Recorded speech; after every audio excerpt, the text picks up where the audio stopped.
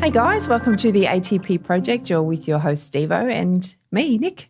How are you, Steve? Good, Nic. I'm really good. Yeah, good. Today we're going to have a deep dive into our bowels, aren't we? We're diving into the bowels, Steve.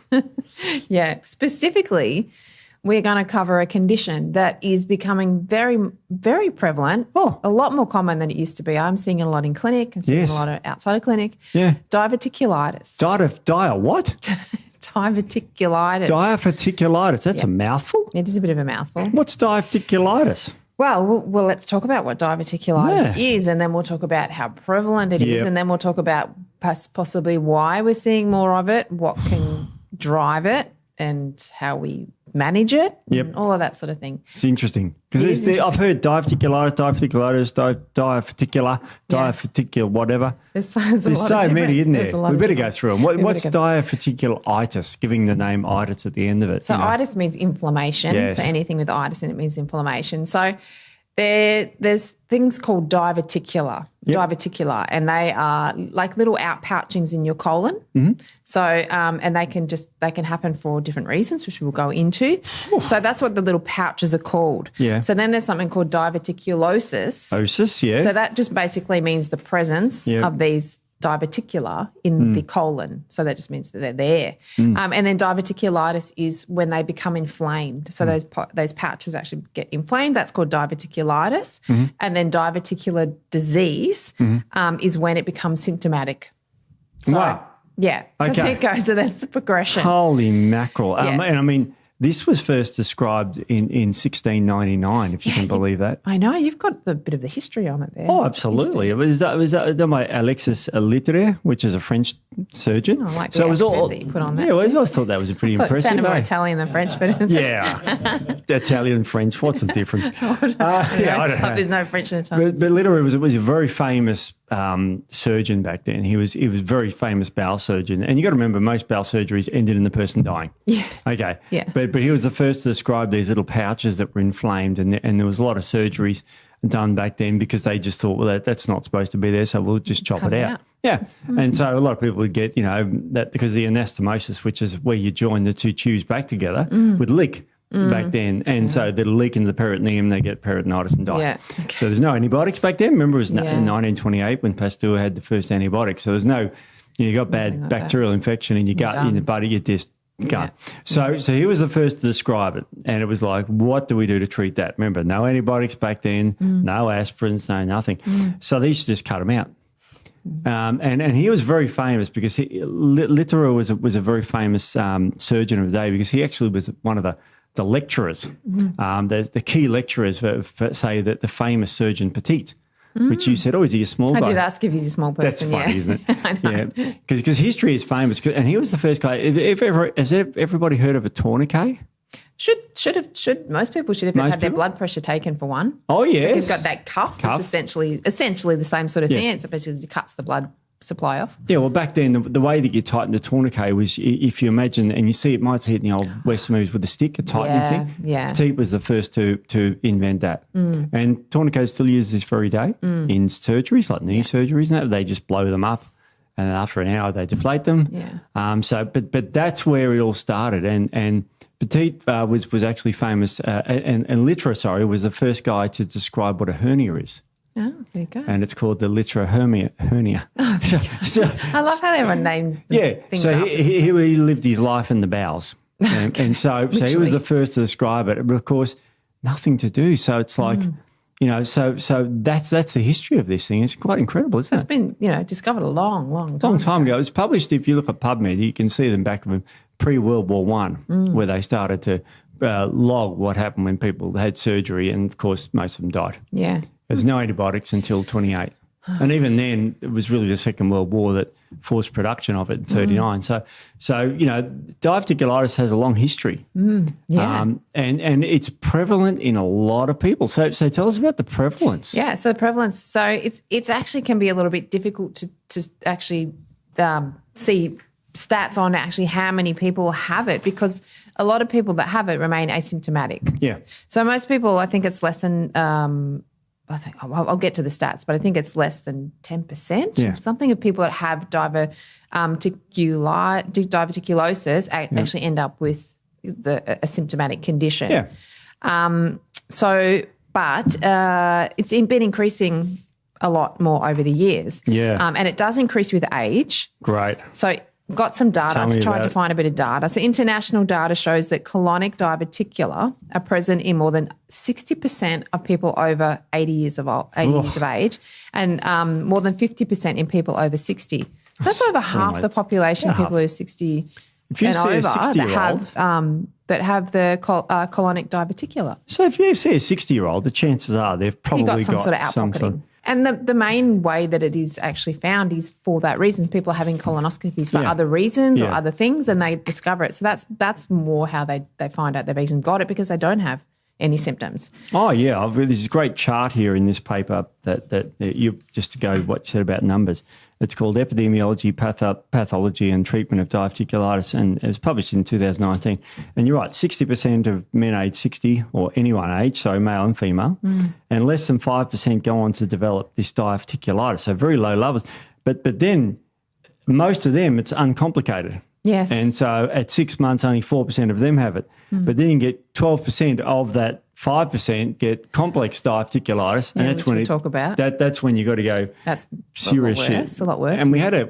I won't mention their name, but there's someone at work here who had quite a severe case of diverticulitis. Yeah. So it's everywhere. It's everywhere. Like I said, I see a lot in clinic, a lot outside of clinic. Friends, people around me that have it. A lot of people.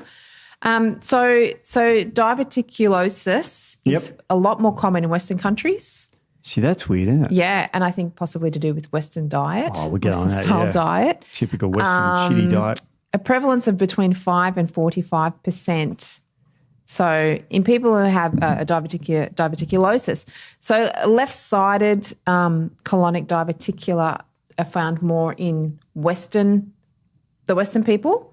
So more of that descent in the descending colon. You found it more in Western. In the sigmoid colon too, which is sort of, if you imagine this, there's a little tube that goes between your descending colon and your rectum, and the sigmoid column's there. That's where it mainly hangs out. So it's easier to spy with a camera. Yeah. You just shoot a camera up there and turn left. That's it, exactly. Don't want to sound too dramatic. No, that's right. But interestingly, 70 to 74% of people with African or Asian ethnicity have more right-sided diverticuli, which is the ascending colon and into the heart, into sort of that transverse colon. Isn't that weird? Yeah. So, but they're finding now a lot more of the Asian population are now getting, sounds very confusing, the left-sided. Right. And they think it's more because of the Western-style diets moving into Asian countries. Shitty Western diet infects them. Western-style diet. We got a shit diet, Westerners. We really have, haven't we? As a general rule, the SAD diet, standard Australian, standard American diet.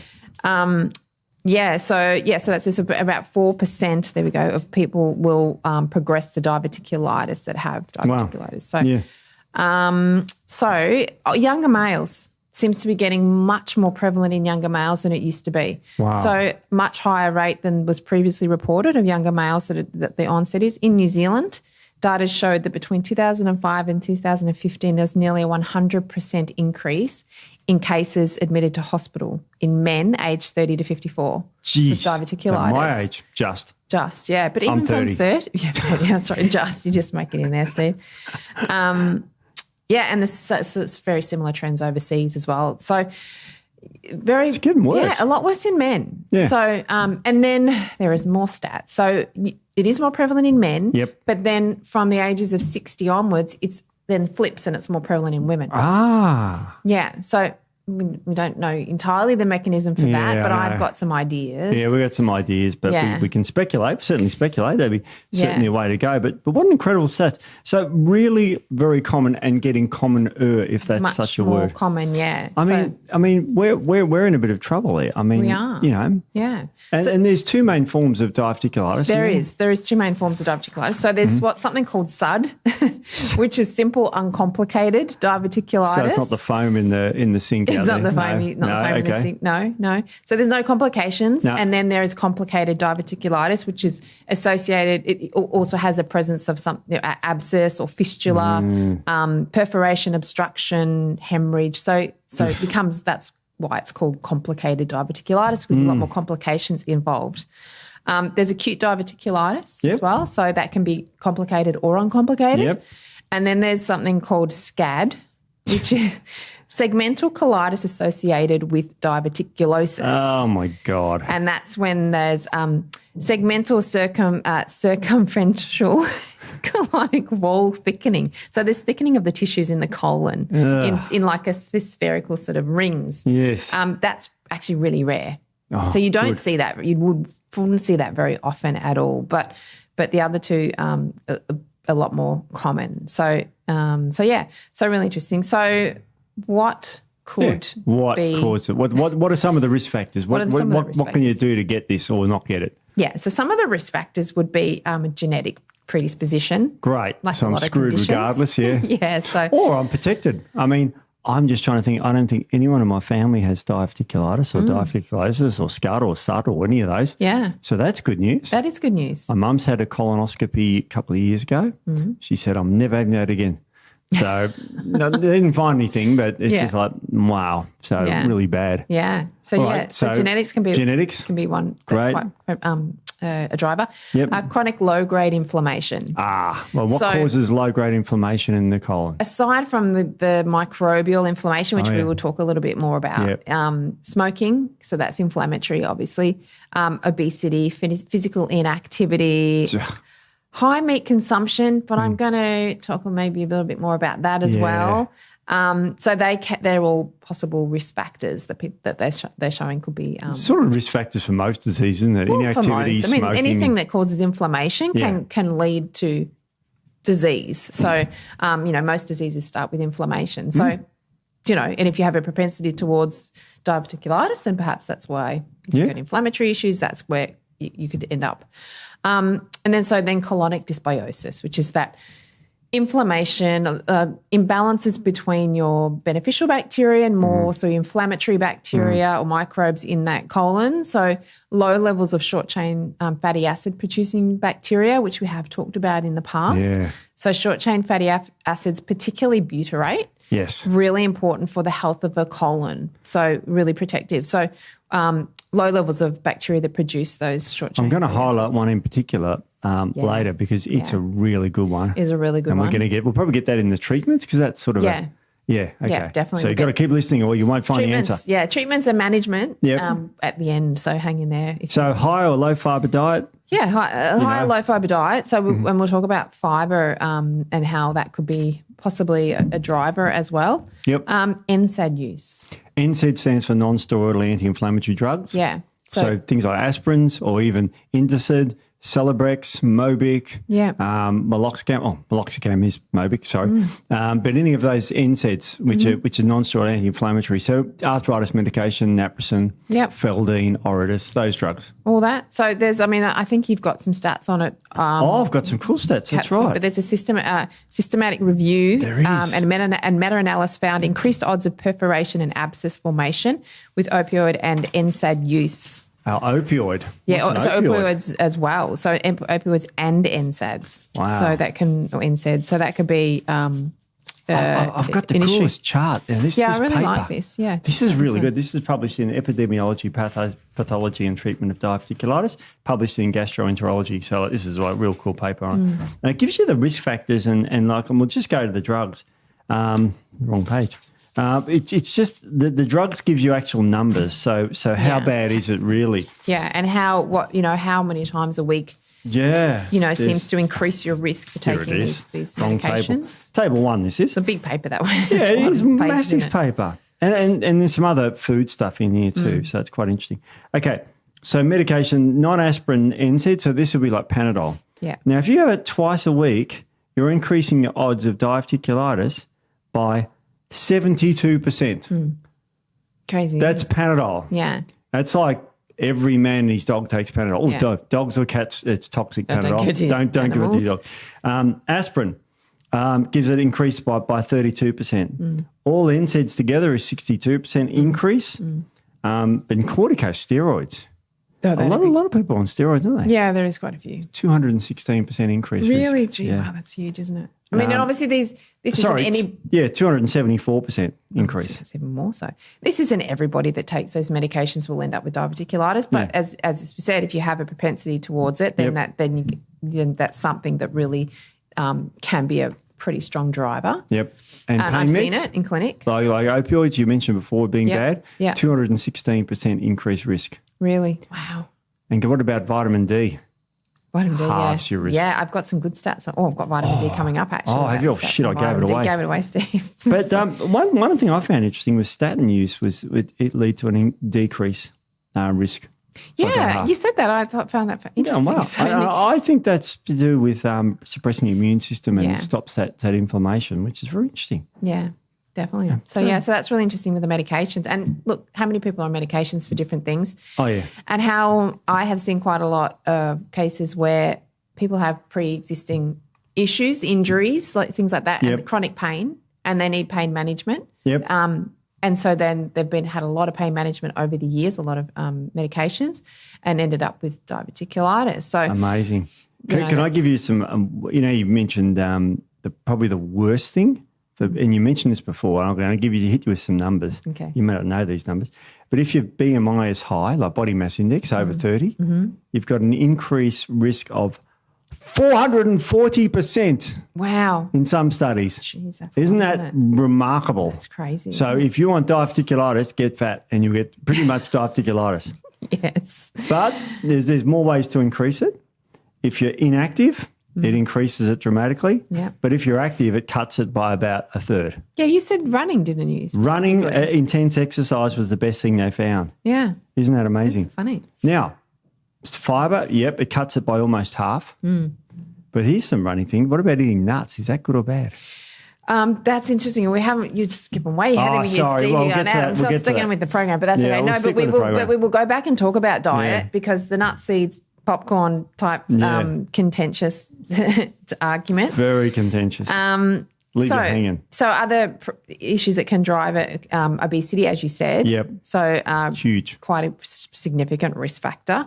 So there's a study here, another study here. So women with a body mass index higher than 30 were twice as likely to end up with diverticulitis. Women, and complications of diverticulitis, So perforations, abscess, things like that.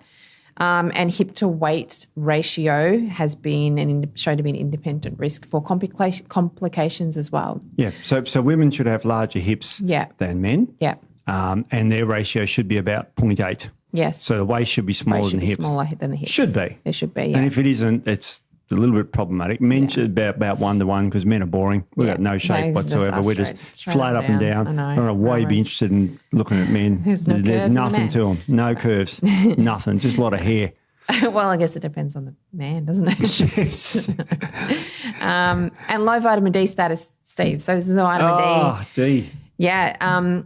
So there's mechanisms linking vitamin D deficiencies to diverticular disease in animal studies. Yeah. And supplementation has been shown to support gastrointestinal immunity. And we all know that vitamin D is involved in immune function. Yep. So that's really important. And also barrier function as well. So gut barrier function, vitamin D is vitally important there as well. These too, yeah. So if you have low levels, that can be a factor in it as well. So research into other diseases associated with vitamin D deficiency and disordered collagen and elastin indicate that it has antifibrotic action. So vitamin D can help to reduce thickening and scarring of tissue as well. Amazing. So that's another reason to make sure your vitamin D levels are good. And when we say good, we like to see them. Our doctors, anything over 50 and you're adequate. And you are adequate over 50, but you don't want to be adequate. You want to be optimal. Yeah. So optimal be around 100. Yeah. And it should, the range they doctors give you is 50 to 150. Yeah. So you want to be over 100. Over 100. And if you have immune issues, you might even say up to 120. Yeah. 100, sort of around Mine's there. 153. I don't know how I remember that, but that was my last test. Yeah, that's right. Well, there you go. So we're going to make sure. Brown as a berry. Look at me. You are very brown. That's true. I go outside to do intense exercise. You do. You're always swimming, running, something or other. But that's, you can combine them both. You can get vitamin D and do intense exercise at the same time. You can, yeah. Get that for the treatment. But I mean, just think about that for a sec. It's no-brainer, isn't it? It is a no-brainer. Great for your heart, reduce cancer risk, all that. All those good things. So what are some of the other risk factors Yeah, some of the other there's two groups. There's controllable and non-controllable. Yeah. Like you said, getting old. I'm getting old. Yeah, so factors you cannot control is age. Great. And obviously the rate of increases as we get older, as we said. Yeah. So genetics, as we said, sex, as we said, so male. So all the things basically we said. And anyone that has connective tissue disorders. Like me. Like you. Oh, yes, Steve. So you may not have the family. Shit, I'm old, I'm a bloke. Genetics factor. You said sex, I'm married, so I don't have much of that. So that doesn't help. You pretty much cover all these bases. I've got all of these. You do. So anything that impacts that internal structure, that disrupts that internal structure, that holds things together.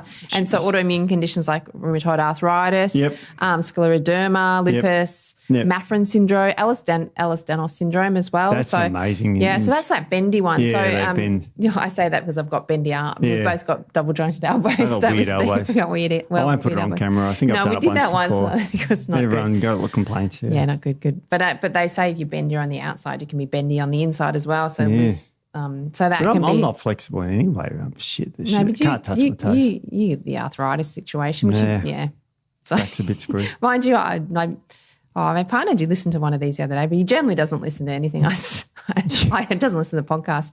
And he's trying to get him to stretch a bit because he's got back injuries from his old career. I said, you need to stretch your lower back. So we're going to touch his toes. He got to his knees. I can get just past my knees. Yeah, I'm like, come on. So, yes. But men a lot of men, not all men, I shouldn't judge, but tend to be a bit tighter in the hamstrings for some reason. Tight.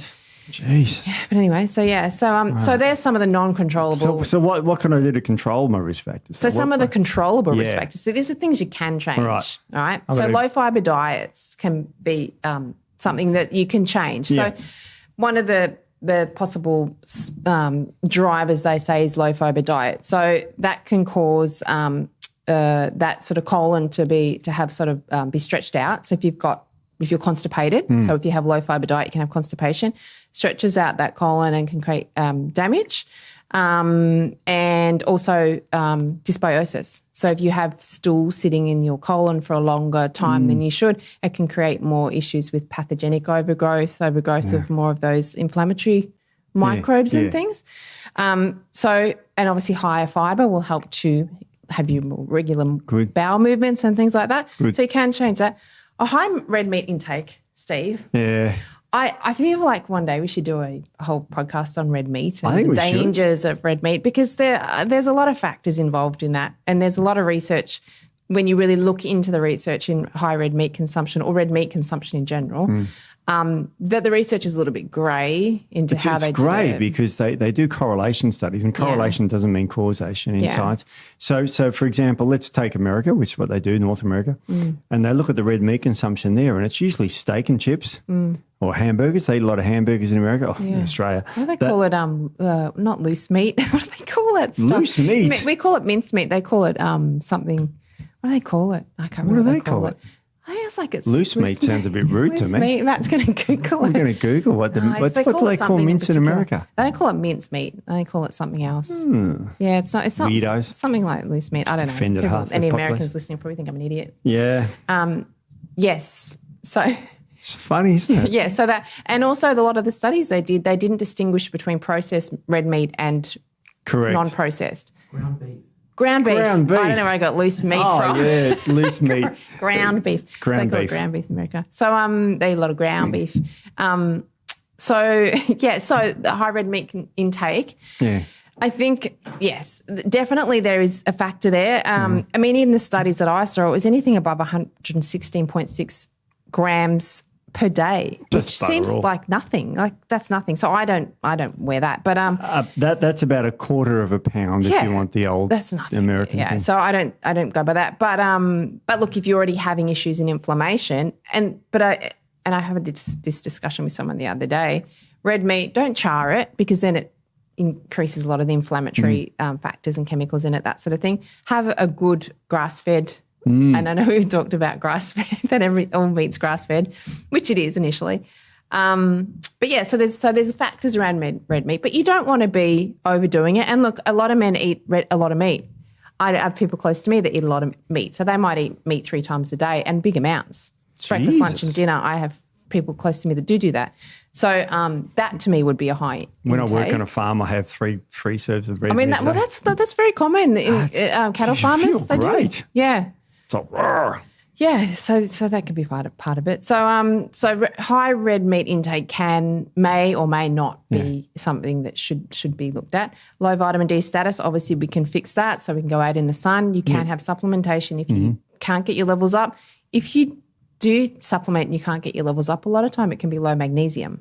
Yes. So if you're struggling to get your vitamin D levels up, look at your magnesium levels, get onto some magnesium, and that could help as well. And D3 is the form we want to supplement. D3, yeah. Definitely. So, and it's cheap. Vitamin D is very cheap. It's disgracefully cheap. Yeah, it is. So that's another one. SIBO.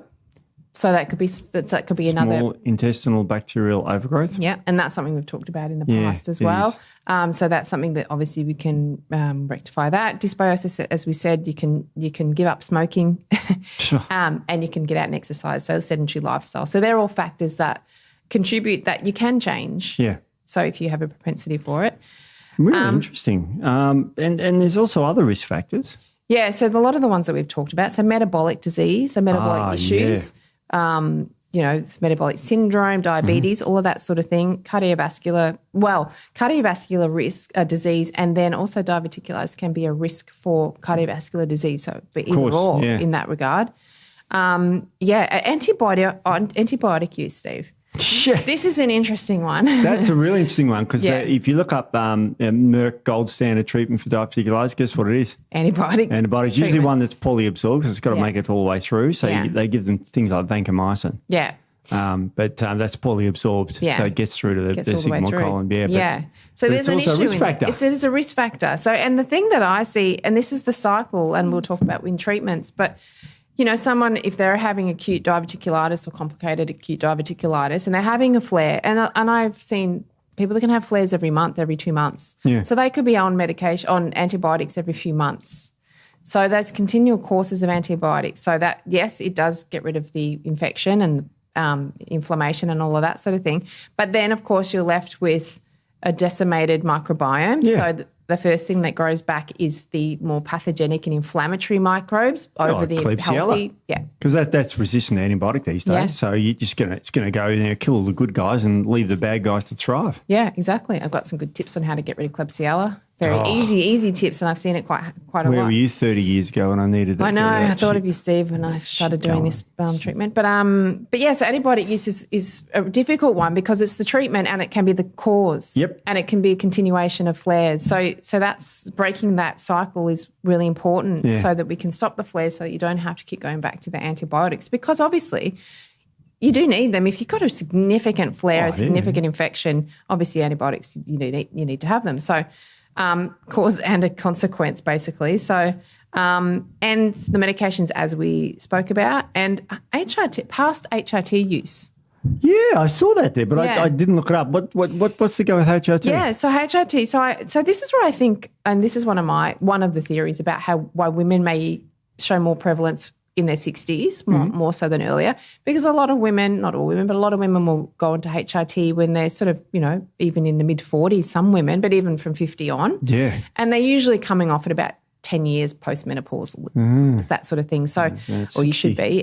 So sort of that's around that 60-ish age. Yeah. So they're coming off their HRT. So is it maybe, I don't know if it's protective while you're on it but perhaps that's a driver for the HRT.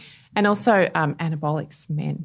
And that could also be why possibly in some populations of younger men, why there's more prevalence now because of anabolics. They go on the roids. Yeah. Wow. Yeah, so I found that kind of interesting actually. So this is natural muscle. I know. I can't believe it, Steve. I can't believe it. No, it's rippling, isn't it? Yeah, it is. What did you say? I got the same body as Chris Seabum or something you were saying the other day? Yeah, Chris Seabum, yeah.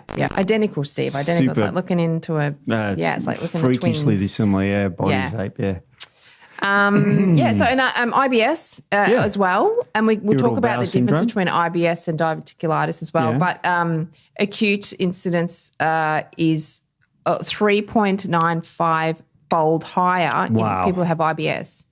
So that's interesting. So if you got IBS, and a lot of people do, and IBS is kind of like a diagnosis where they can't see what's going on. Nothing. It's We used to call it a basket diagnosis. Yeah. Because you didn't have Crohn's, you didn't have ulcerative colitis, you didn't have diverticulitis, something with your bowel. We'll just call it an irritable bowel syndrome. Yeah. But they don't know what the driver is. I think it's psychologically based too, is serotonergic based. There can be there can be different reasons for it, but it's a definite condition. It's just they're not exactly sure of the drivers. So there's some, and I liked this chart here, and I can put it up to the camera, but we didn't do it in colour, this one here, because this is like a progression of but I'll explain it, particularly because not everyone watches. Yeah. So basically starts out, you can have an altered microbiota, so dysbiosis. Yeah. Poor diet, any other issues that maybe tonsillitis, had antibiotics, altered microbiome. So many people have altered microbia, and then so they can have altered motility, okay, so constipation. I get constipation. I'm on steroids and I'm on opioids for pain. I get constipation. So you get constipation. So then you can develop hypersensitivity. Yep. So and then that hypersensitivity can lead on to inflammation. Yep. Then that inflammation can actually lead into symptomatic, uncomplicated diverticular disease. So I've got pain in my guts here. Yeah, which then can lead on to diverticulitis, which then can lead to post-diverticulitis IBS. Jeez. Which then can turn into recurrent IBS. And then if you're really unlucky, segmental colitis. Ugh. So that can be a progression. So it can worse. So, it can start out just with that altered microbiota or constipation. Yeah.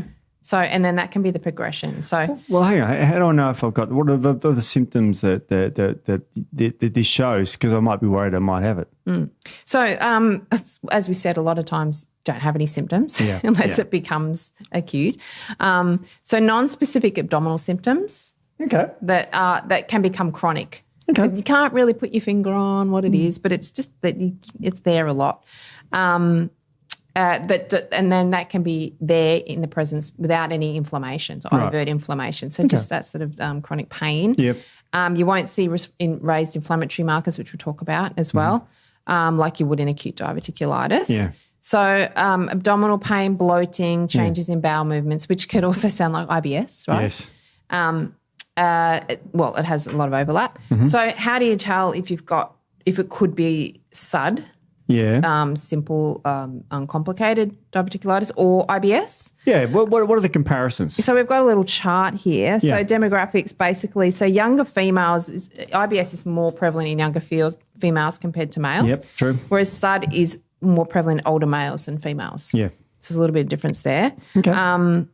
Colonic structural changes, yes, in SUD and no in IBS. Right, colon doesn't really important. change structure. Yeah, so you could have a camera up the butt and they could see changes in the sigmoid colon. Yeah. But IBS looks normal. It doesn't look any different. Yeah. Okay, interesting. Pain patterns are frequently frequent occurrences, but they're quite short-lived with IBS. Yep. Whereas in SUD there's longer remission times between pain, but they're more prolonged when you have them, if that makes sense. Pain location is diffuse, so basically IBS sort of all abdominal pain, whereas SUD, it's more in the left lower quadrant, as we said. Yeah, left lower quadrant. Now people might think, isn't that appendicitis? The appendix on the right side. Yeah.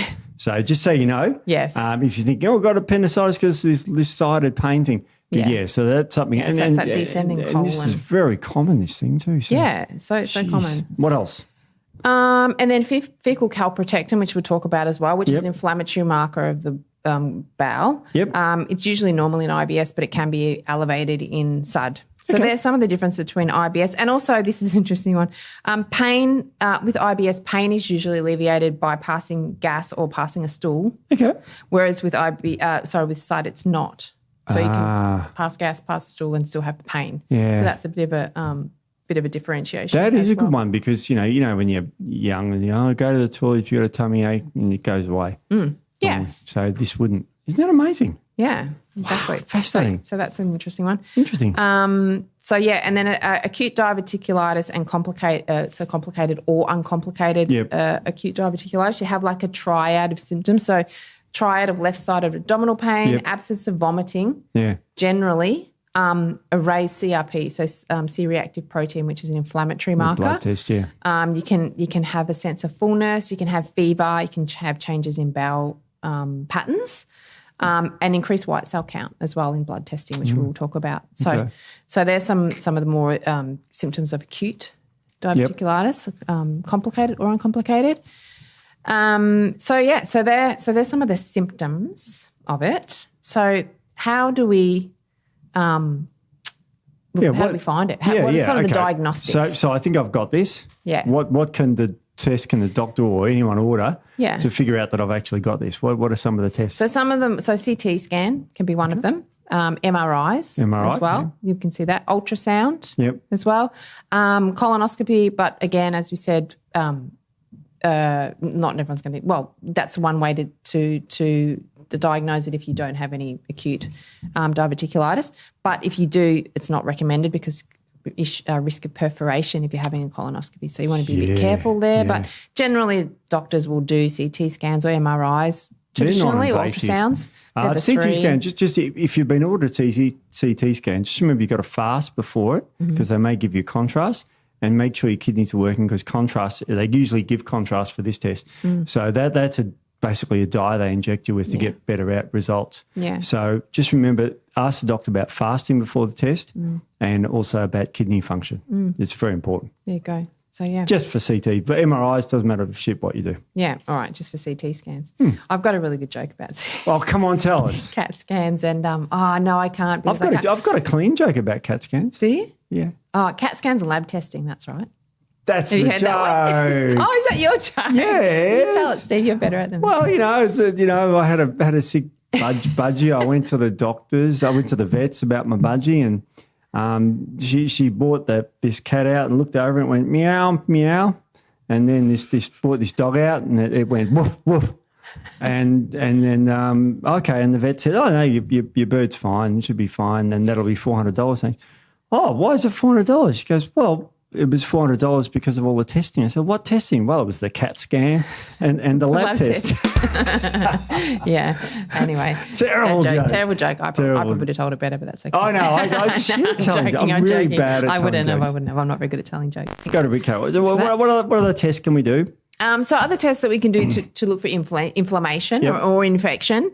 So fecal calprotectin, which is what I said earlier. So that's through can do it through a stool test, that sort of thing. So that will be quite high when there's a lot of inflammation. Yep. You'll see it quite high in inflammatory bowel diseases, Crohn's, ulcerative colitis, but it can also be up in obviously diverticulitis as well.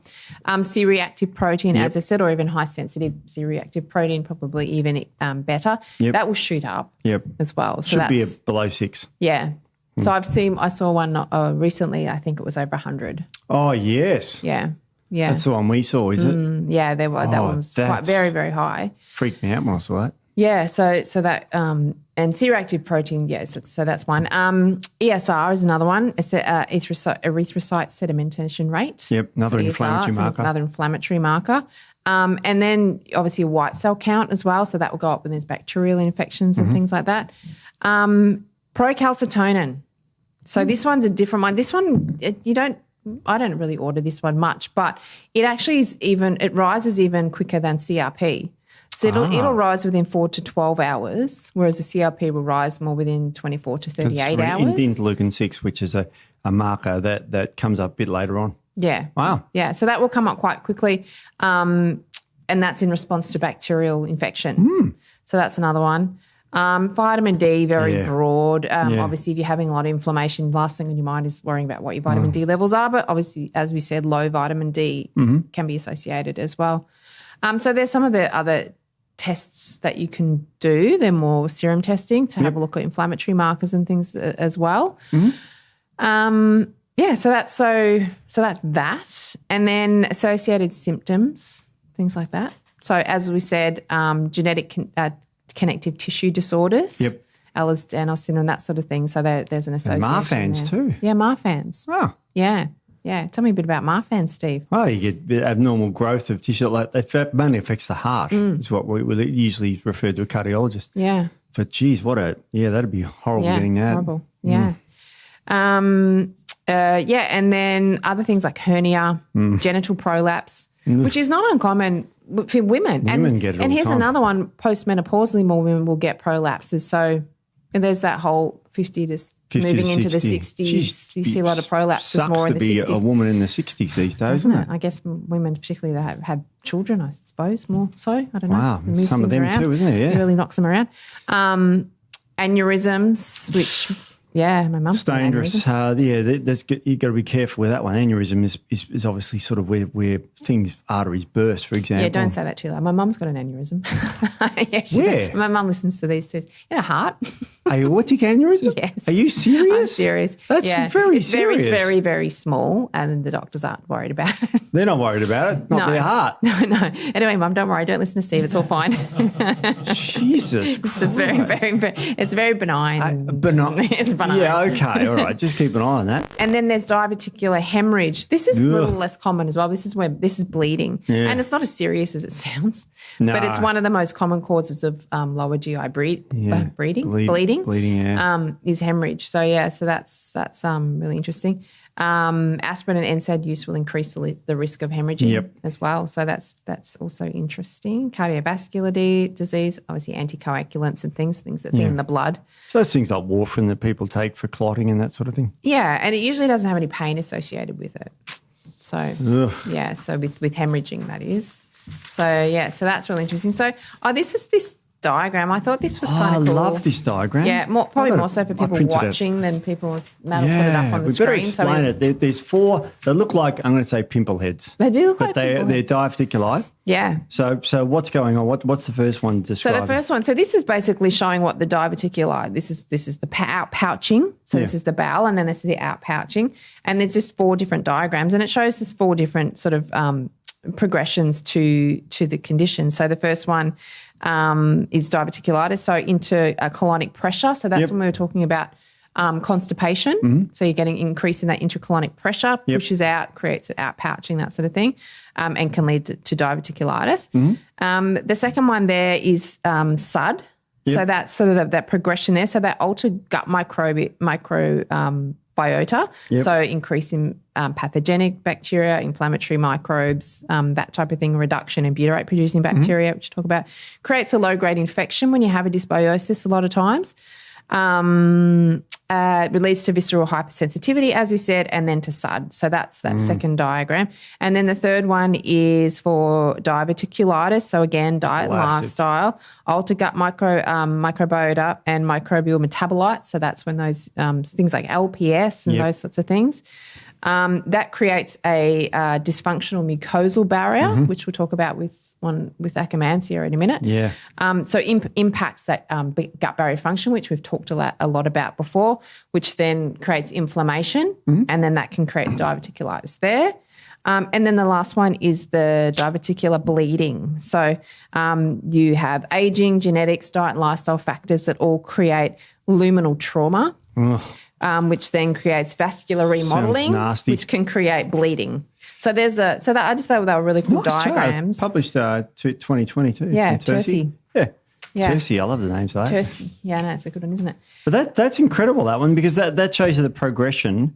But you've got to actually treat this. So what have we observed in the microbes? Yeah, so the microbiome, I mean, we've done quite a few on the microbiome, and we'll probably do more on the microbiome because there's lots of things associated with it. Yep. But disturbances, as we said, to the microbiome. But what they've seen, what seems to show up a lot in diverticulitis is high levels of Akkermansia mucophilia. Yeah. So Akkermansia is a mucin-degrading bacteria, really important for the overall health of our gut. So as we've said in the past, there is a mucus layer that lines our gut wall, and then the secretory IgA is housed in that as well, and that helps with our immune first line of immune defense, the secretory IgA. And then Akkermansia turns over that mucin layer, keeps it nice and healthy, keeps it nice, thick enough to house that secretory IgA. But if there's a lot of inflammation, well, what do you see with inflammation is a lot of mucus production. Yeah. So you have a high turnover of mucus. It's trying to protect that barrier by creating a protection with that mucus. So inflammation is generally the cause of that. So high Akkermansia levels just shows that Akkermansia is producing a lot of mucus, which is creating inflammation. Yeah, because some of our listeners might go, Akkermansia, isn't that a good guy? And it is a good guy. Yeah. But it's like the fireman. I always see firemen around fires, right? But it doesn't mean that firemen cause fires. No. You know what I mean? It doesn't. So that's what we call association, not causation in the science world. So there's things there, there are markers. So it's trying to protect. So it's like, okay, there's a lot of inflammation here. We've got to create more mucus to protect that gut barrier.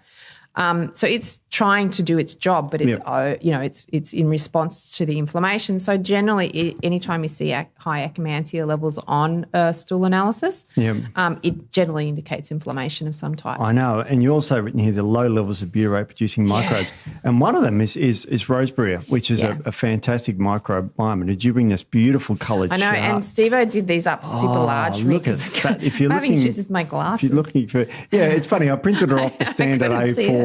And she goes, I can't see that. So I had to blow it up. I can see fine without glasses. I just can't read without them. I can't read without glasses. Oh, they can read this without glasses. Now, this microbe, it deserves like a gold star for what it does in the colon. It does everything to protect against it. It's even very good for things like dementia. Yes. Sclerosis, autism, Parkinson's disease, depression, schizophrenia, and multiple sclerosis. And the reason why that is because the gut is very related to the nervous system. Yeah. And this guy is highly protective, and it's extraordinarily good for your gut as well. Inflammatory bowel disease, irritable bowel syndrome, non-alcoholic fatty liver, alcoholic fatty liver, cirrhosis, pancreas, constipation, gallstones. The whole thing, it's good for it. Yeah. It's also good for diabetes, obesity, hyperlipidemia. It even helps protect against tuberculosis, chronic kidney diseases. It reduces cancer risk. Great for reducing autoimmunity, great for your heart, and excellent for even conditions like leukemia and cystic fibrosis. Yeah. I mean, it's sort of like the resume of a superbug. It is a superbug. And they're good superbugs. Superbugs are bad. Good superbug. So, rosebury is a butyrate-producing bacteria. Yeah. So, Faecalibacterium prunitzii. So there's a few good keystone bacteria that are butyrate producing. So we give them fibre. The microbes eat the fibre. They produce the short chain fatty acids, including butyrate. So butyrate is one of the short chain fatty acids. As you said, that specifically will protect the colon. Will keep those colonocytes, epithelial cells of the colon, nice and healthy, turning over and keep everything nice. So butyrate is super important. So that comes back to fibre. So fibre is super important because it helps to produce these short chain fatty acids. It's quite remarkable because we did a podcast on influencers fairly recently. It's probably out now. You know what I mean by now. Yeah. And the influencer I talked about was saying that the cancer loves acid. Yeah. And it's like this just proves that butyric acid is highly anti-carcinogenic, like a lot of acids, ascorbic acid, acetic acid, propionic acid. So, you've got to remember that when you acidify your colon, it's a good thing. Yeah. Especially butyric acid. Yeah, exactly. That's what butter was named after. So that's butter's high in butyric acid.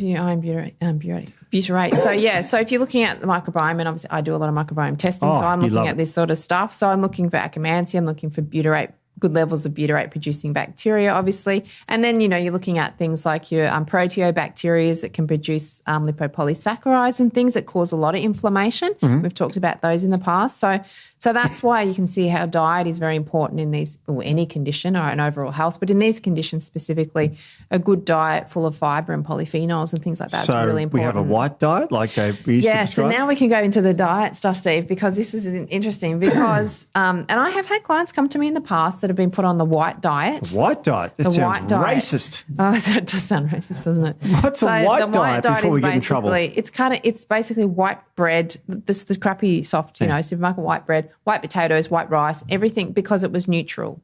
It wasn't causing any inflammation. So it's taking out all those other foods because they were thought to be inflaming the already inflamed conditions. Jeez. So the white diet has been shown to be completely wrong. So if you've got a GP that's putting on your white diet, probably find another GP because that's quickly. Very, very quickly.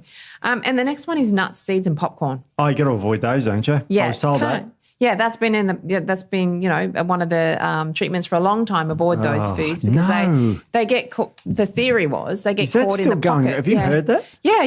Really? I have recently. Yeah, I've had clients that have said they've been told to not eat those foods because they get stuck in the pockets. So I don't know why they're more inclined to get stuck in a pocket than any other piece of food that you're eating, any high fiber foods, anything like that. Can I give you some stats? Yeah, you've got some pretty interesting stuff on this, haven't you? If you eat nuts greater than 2 times a week, cuts risk of diverticulitis by 20%. Mm-hmm. Popcorn, it cuts the risk by 28%. Mm-hmm. Let's just premise probably natural popcorn, not the butter, oil and salt-laden popcorn. Even vegans reduce the risk. Yeah, well, yeah, I guess that would... By about 30%? Well, because they have high fibre diets, got a lot of polyphenols and antioxidants and antioxidants, so that's what that. Western diet pattern increases it by 55%. There you go, the sad diet. That's the shit diet. It's the one that's... Every bloody podcast, it's always the Western diet's bad. Yeah. So don't eat it. You know, highly refined grains and sugars and processed foods and things like that. So I love those numbers, though. I love how they've quantified it. Yeah, so I've got a little bit here. That was the historical recommendations to avoid nut seeds and popcorn in diverticular disease. It has been recently retracted. Oh. Well, recently in the last few years. Yeah. Because they originally thought, like as I said, that all these foods would get caught in the outpouchings, get trapped, and then obviously create inflammation and bacterial infection and things like that. Yep.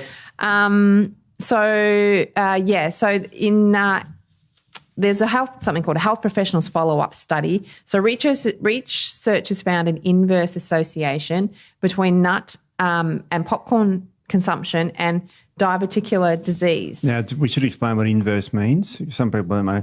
The more you eat, the less disease you get. Yeah, exactly. Inverse correlation. Yeah. So men consuming these foods at least twice a week had significantly reduced risk of diverticulitis. I have nuts every day, so I'm safe, aren't I? Yeah, it was looking bad for me for a while back, being old and man and you're all Western. Good, you're back on it again. And shit like that. But now, because I eat a lot of nuts. Yeah. And what I will say, look, if you're having a flare, and we'll talk about that, of course, some of these could be irritating and purely more because they're harder to break down, that sort of thing. So any sort of really high fibre foods, significantly high fibre foods could be irritating when you have a condition that's very irritated in the moment. So sometimes it's better to have foods that are a lot easier on your digestion, easier to digest, broken down, that sort of thing. But I wouldn't be avoiding them across the board. You know, if you're not having a flare, then there's no reason to avoid them.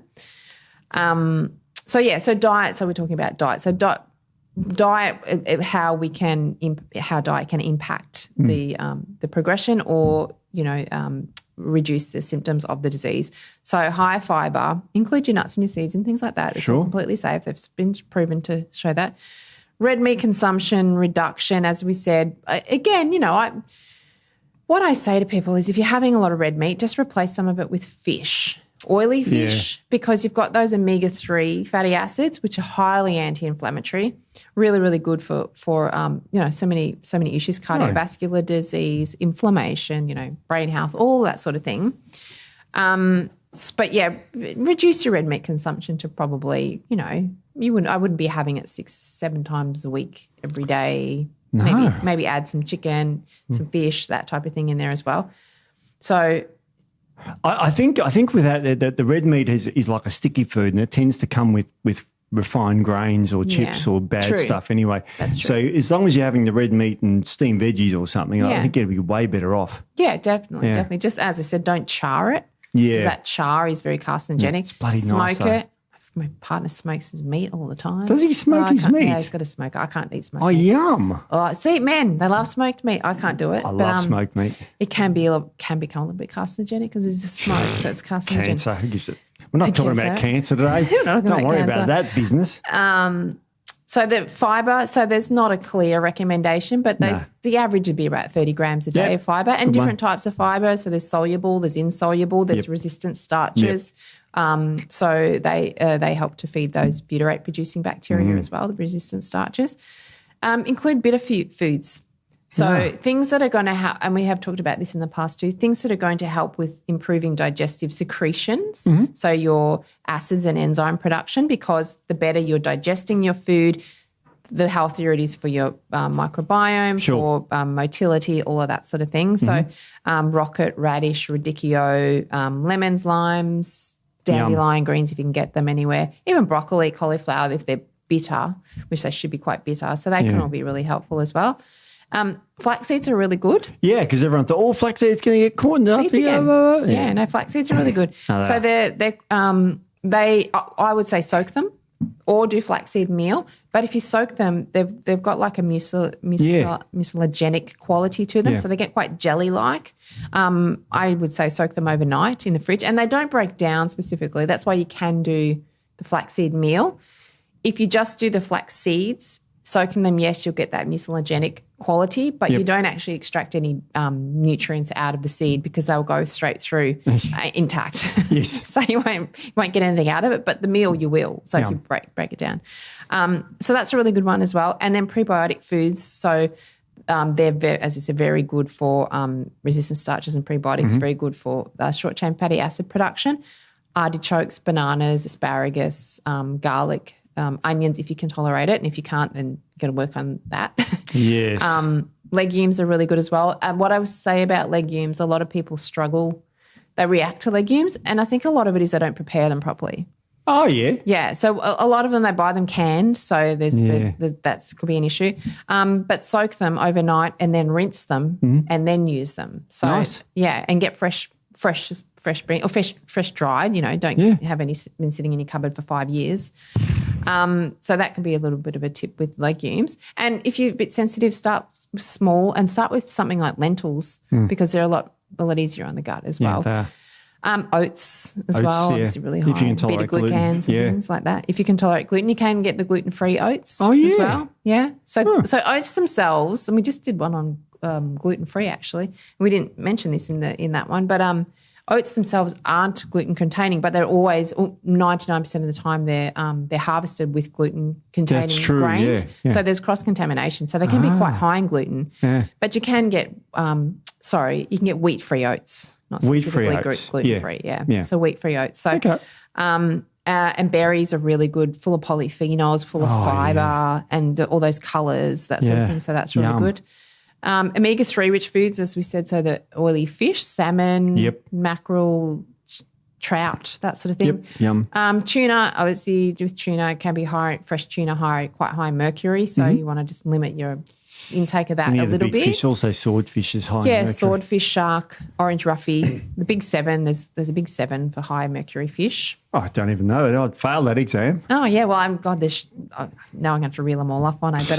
But there is we'll maybe do a podcast on that, separate podcast on that. Going to Melbourne, and everyone eats flake down there, which is they do. Shark. Yeah, we grew up on fish and chips. Well, grew up on fish and chips. We used to have it once a fortnight, I think. I used to have something like Friday that once night. a week. Maybe it was once a week. I'm not sure. But we had flake, battered flake, dim sims, potato cakes. Potato cakes. And it was in paper. What in do they Queensland, call them in Queensland? You don't get because scallops. Scallop potatoes. I'm like, what? What the hell is that? A scallop is something else. Yeah, isn't it? scallop. I love scallops. Stupid and also in Queensland, you don't get it wrapped up in paper. They always put it in a tray and in a bag. Yeah. I'm like, that is not fish and chips. Nah. You got to just put it in the middle of the table and unwrap it. Yeah. That's very Victorian. Tomato sauce.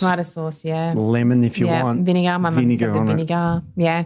Just love it. But I haven't eaten that for a long time. Jeez, but don't eat that sort of thing. But you may get high omega-3 fatty acids, fish. Cooked in deep omega-6 oil. It's been sitting there for 3 years. Yeah, love it. Don't do that. So, obviously plant-based omegas as well. So flax seeds, hemp seeds, chia seeds, that sort of thing is really important. Stewed apples and pears, which we've talked about in the past as well, very healing for the gut.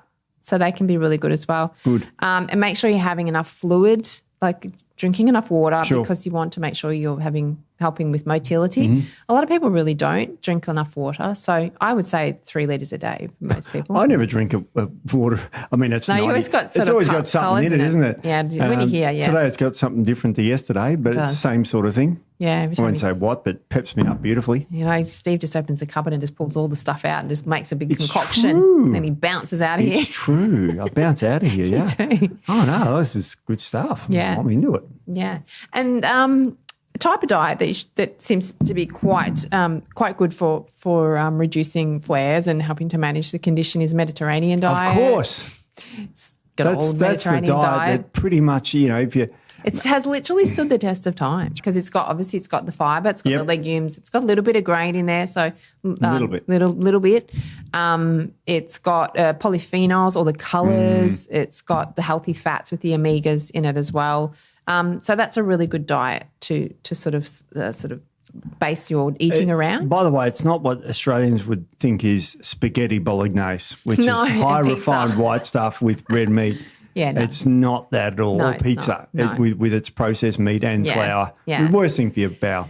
Worst thing for your bowel, yeah. So there's some dietary things that you can implement to help to manage this condition. Have you got any herbs? What herbs? Yeah. So what we want to do is we want to try to when if you're having a lot of flares, the first thing you want to do is try and calm down the inflammation before you can really do anything else. So you've got to get that inflammation down. So demulcents are really good for that. So demulcents are it's an action. So herbs that have a particular action. So a demulcent action basically is it's a soothing and anti-inflammatory type action. So it coats tissues, calms them down and that sort of thing. So things like cyprium, I've talked about it in the past. Like it's just an easy one. Anyone you can get it anywhere. Keep it in your cupboard. Cheap. Mix it up. Don't take it in. There is cyprium capsules and things you can take. And don't put it in something else like a smoothie unless you're putting a fairly big whack of it in there. Because you want to have it. You want to have the thickness. So you want to have it actually coating your esophagus and goes all the way through your GI tract and coats all the way through. So having it between meals, mix up a paste so it's quite thick. Add a little bit of water till it thins a little bit, but still thickish. And that's really, really good. It's very soothing. It can be quite healing on the mucosal membranes as well. Meadowsweet is really good. Great herb. Really, really good herb. Really good herb. Yeah, marshmallow is another one. Yep. And DGL is so deglycerized licorice. So it's had the glycerin taken out of it, which is the compound that can cause issues with blood pressure. Potassium shit, yeah. Yeah, but a very good mucosal protectant. Love licorice. So DGL licorice. So they're sort of things that will help to calm that inflammation down in those tissues. Now, we've also got to get rid of the inflammation. So what herbs would you recommend for inflammation? So inflammation, so we all know curcumin is one of the top for inflammation, isn't it? So with that, of course, you don't have it with black pepper because you don't want it absorbed. No, you want it to go through you. Yeah, exactly. Which sounds weird. Yeah. But, so you don't want it with the pepperine and black pepper stuff, no. No, that pepper in it. So, our boswellia is another really good anti-inflammatory herb. Chamomile is very good as well. It's calming. And great to have at night to help you sleep too. Yeah, and it's anti-inflammatory. Yeah. Ginger. Yum. If you like ginger. Well, no, you love ginger, Steve. It's your favourite. Really this is a really great herb, but it's actually endangered now. So it's very expensive. Our clisses are more important. It's very expensive. So golden seal. Hydrastis canadensis. Yeah, so it's a very good mucosal anti-inflammatory, really, really good. But it is very expensive now because it's endangered. How much is a litre, a half litre these days? I think we looked this up once. I think it's $200. Yeah, for 500 mils. I think it was quite expensive anyway. But it's very expensive. So, but you can have it. Omega-3s, as we said, highly anti-inflammatory. I prescribe omega-3s a lot in clinic because they just have so many benefits, and anti-inflammatory is really, really good. Palmitoyl methylamide. Right, Palmitoyl ethylamide. Very hard to say. We call it PEA. PEA. Yeah, fatty egg yolks and stuff. Yeah, really good. Really good for inflammation, for pain, that sort of thing. Really good. Vitamin D, as we said. I've got a family member. A doctor recommended a family member of mine take PEA. Really? A doctor? Yeah, a doctor, a medical doctor. I think I've said in a previous podcast, watch the space for PEA because I think this is emerging to be an amazing compound for a lot of different things outside of pain. Yeah. So methylation, other issues as well, which you talked about. That's true. Really interesting. And quercetin and bioflavonoids. Quercetin, I love quercetin. It's so good. And it's not super well absorbed, so it gets through. So again, really good stuff. Yeah, really, really good stuff. So you're calming down the tissues and then you're reducing the inflammation. Can we reduce the hypersensitivity? Is there any herbs you got for that? Yeah. So curcumin. Oh my God. Curcumin is Are you sponsored by curcumin? You would think you want to need, but it does so many amazing things. Pomegranate husk. Now, pomegranate husk, I love pomegranate husk, and I think I spoke about it a little bit previously, but I probably might speak about it more. Amazing particularly the husk, though. It's got to be the husk. It's a selective antimicrobial, so it can help to sort of modulate that gut microbiome somewhat, reduce some of those more pathogenic bacteria. It helps to feed the beneficial microbes as well. So it's very good for that, very good for gut healing. So pomegranate husk, not the juice. Pomegranate juice is completely different, and even the seeds have a different action as well. So it's got to be the husk. It's quite bitter. Yeah. But very, very good for the gut. Nice. Peppermint and caraway, very good for visceral hypersensitivity as well. Asparagus. Everyone knows about the asparagus. old herbal mix. Yeah, if you can get that, that's pretty good as well. And lemon balm can be quite good as well. So there's some herbs to reduce that. Anything to help the mucosa? Yeah, so we've calmed down the tissue. We've reduced the inflammation and the hypersensitivity. And now we want to try and heal it. Because we need to heal it to reduce the flare, to stop that. This is where we need to break that cycle I was talking about earlier. So when someone's has a flare, takes the antibiotics, calms down, has a flare. It's a continual cycle. We need to try and break that. So this is how we do that. We calm everything down, and then we need to heal that mucosal lining. So glutamine, everyone knows about glutamine. IgA secretory, it's great stuff. It's so good. Good for bodybuilders, good for all sorts of things. Yeah, it's good for all sorts of things, but it's just such a good gut healer. Great. Really good. Feeds the colonocytes as well. It's food for the colonocytes as well, so really good. Zinc, carnosine, I've spoke about this in the past as well. Yes. Zinc, carnosine are really amazing for healing the gut. Really good for the gut. Yeah, specifically carnosine. Zinc, don't just get any zinc. Yeah. The zinc and the carnosine mix, it doesn't absorb overly well, so it stays in the gut. Yeah. So that's where it's really good, has that really healing quality. So that's a really good one. Vitamin A and E, antioxidants, obviously vitamin E. I love vitamin E.